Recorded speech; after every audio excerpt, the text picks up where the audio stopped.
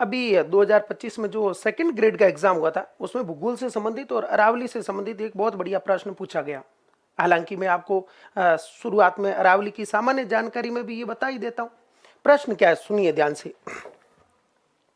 पूछा क्या है, अरावली पर्वत के संबंध में कौन सा तथ्य असत्य है।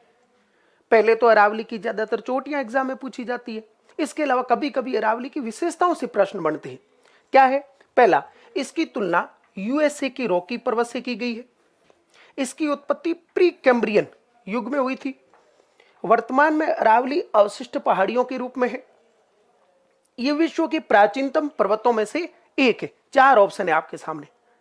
देखिए, यह विश्व के प्राचीनतम पर्वतों में से एक है, यह कथन बिल्कुल सत्य है। वर्तमान में अरावली अवशिष्ट पहाड़ियों के रूप में है, यह भी सत्य है। वर्तमान में यह मोड़दार है, यानी वलित पर्वतमाला भी और अवशिष्ट भी है, लेकिन निर्माण के समय यह केवल वलित पर्वतमाला थी। धीरे धीरे इसके अपर्दन के कारण यह इस रूप में आ गई।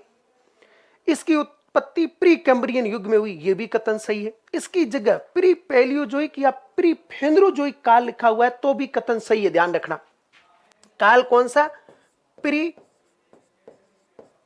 पैलियोजोइक या प्री फेंद्रोजोइक काल लिखा हुआ है, तो भी कथन सत्य है। ध्यान रखना, अरावली का निर्माण या अरावली की उत्पत्ति प्री कैम्ब्रियन काल या प्री पैलियोजोइक काल या प्री फेंद्रोजोइक काल में हुई थी।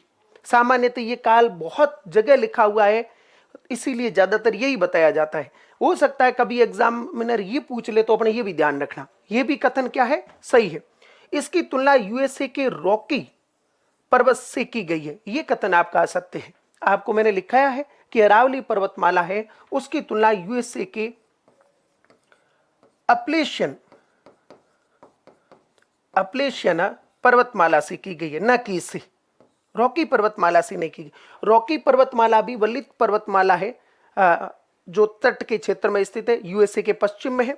और अरावली पर्वतमाला भी वलित पर्वतमाला, लेकिन ये नवीन वलित पर्वतमालाओं में है, जैसे हिमालय है, रॉकी है, एटलस है अफ्रीका की, आल्पस है यूरोप की, तो वो नवीन वलित पर्वतमालाओं में आती है। तो अरावली के संदर्भ में यह आपका प्रश्न अभी पूछा गया था। ठीक है।